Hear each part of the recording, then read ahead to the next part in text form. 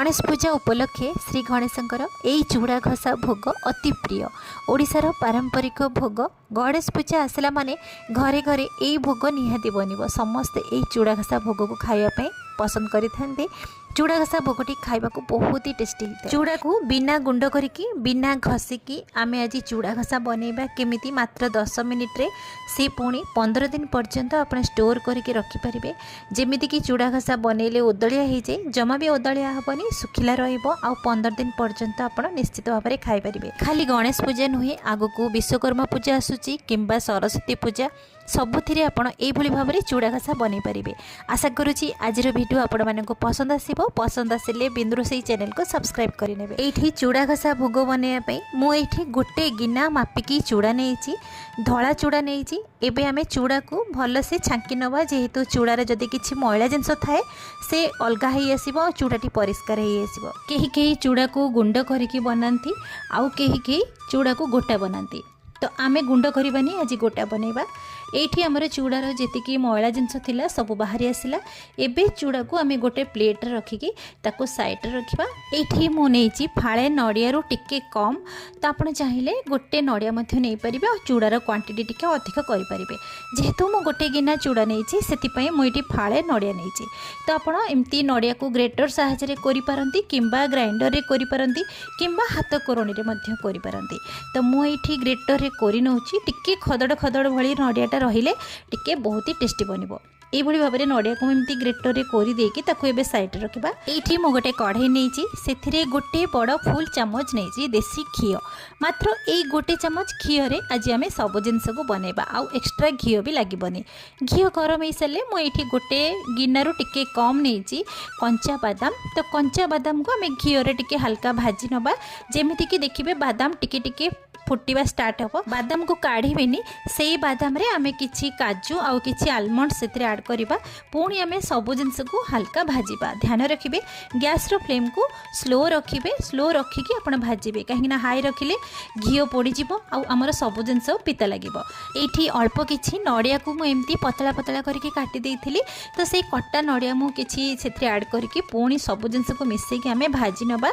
गोटे मिनिट भाजी साला परे आमे सब जिंस को गोटे प्लेट रे काढ़ी नबा। नडिया को निश्चित भाव में ऐड करेंगे। भजा नडिया तार टेस्टा टिके बहुत बढ़िया आसे। एबे सेई कढ़ाई रे जेतिकी घियो बळीची सेई घियो रे आमे जो गोटे गिना चूड़ा नेइथिले सेई चूड़ा को सेतरे ऐड करबा, आ गैस रो फ्लेम को स्लो रखिकी चूड़ा को भाजीबा। चूड़ाटी धीरे धीरे देखिए क्रिस्पी हेई आसीबो। बेसी समय भाजीबेनी, मात्र 2 मिनिट चूड़ा को भाजीबे। आउ हाथ रे आपण चेक करिवे चूड़ाटी जेमती हमर क्रिस्पी जेमती भांगी हेई उठबो। एठी मु हाथ रे चेक करूची, देखंतु चूड़ाटी बहुत ही क्रिस्पी आउ चूड़ा भी भांगी हेई जाउची। एई स्टेज रे आमे जो ग्रेटर रे नडिया करिथिले सेई नडिया कोरा को आमे गोटे गिना सेथिरे मापिकी ऐड करिबा। माने गोटे बड़ गिनारे आमे चूड़ा नेइथिले गोटे कप भली गोटे गिना माप नेइची, सेई गोटे गिनारे आमे नडिया कोरा नेइचंती। एबे सब जिंस को पुणी आमे हल्का 1 ରୁ 2 मिनिट पर्यंत ताको भाजीबा। नडिया को चूड़ा सहित निश्चित भाव में भाजीबे, तार गोटे बास्ना और तार गोटे टेस्ट बहुत बढ़िया आसीबो।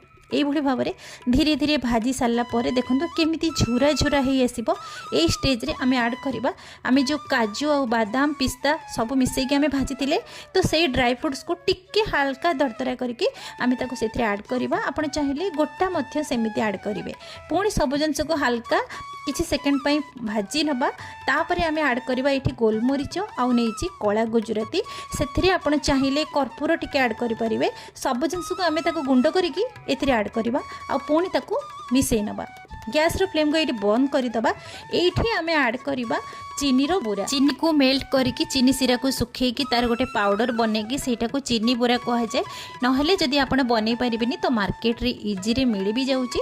नहले खाली चीनी को पाउडर करके मध्य सेथरे ऐड करिवे किंबा गुड़ को मेल्ट करके मध्य सेथरे ऐड करि परिबे। तो मु स्वाद अनुसार हाफ कप चीनी बोरा ऐड करिछि। आपण जेतिकी मीठा खाइबा को पसंद करूचंती सेई अनुसार चीनी किंबा गुड़ को ऐड करि परिबे।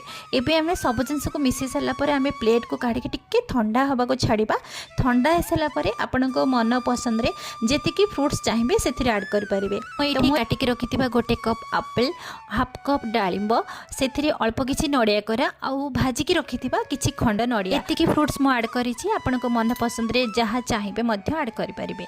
तो एबे आम सब जिनस को मिसई नवा ध्यान रखिए फ्रुट्स को लास्ट रे ही ऐड करेंगे जमा प्रथम ऐड करेंगे जदि प्रथम फ्रुट्स को ऐड करेंगे ताहले संगे संगे आपण भोग लगे खाईपारे किंबा जदि स्टोर करके रखा चाहूँगी तो आप फ्रुट्स को जमा भी ऐड करेंगे जिते बड़े खाइबे सेतिके बेले फ्रुट्स काटिकी से ऐड करेंगे आ लास्ट रे फ्रुट्स को ऐड करेंगे कहीं प्रथम जदि ऐड करेंगे चूड़ाटी नरम हो तो कंचा चूड़ा को जब बनई था गुंड करके घीओ बहुत समय घसीवा पड़ था तो बिना घसिकी यही भाव में चूड़ा घसा बनइबे देखिए बहुत दिन पर्यंत रूड़ाटी जमा भी नरम हेनी एयर टाइट कंटेनर आप रखिकी फ्रिज रे 15 दिन पर्यंत स्टोर करके खाईपारे। श्री गणेशंकर मन पसंदर भोग चूड़ा घसा ता सहित आपण खाली गणेश पूजा नुहे विश्वकर्मा पूजा भी आसूची सरस्वती पूजा भाव में बनइबे आ भोग लगेबे आ स्टोर करके 15 दिन पर्यंत रखिकी खाईपारे।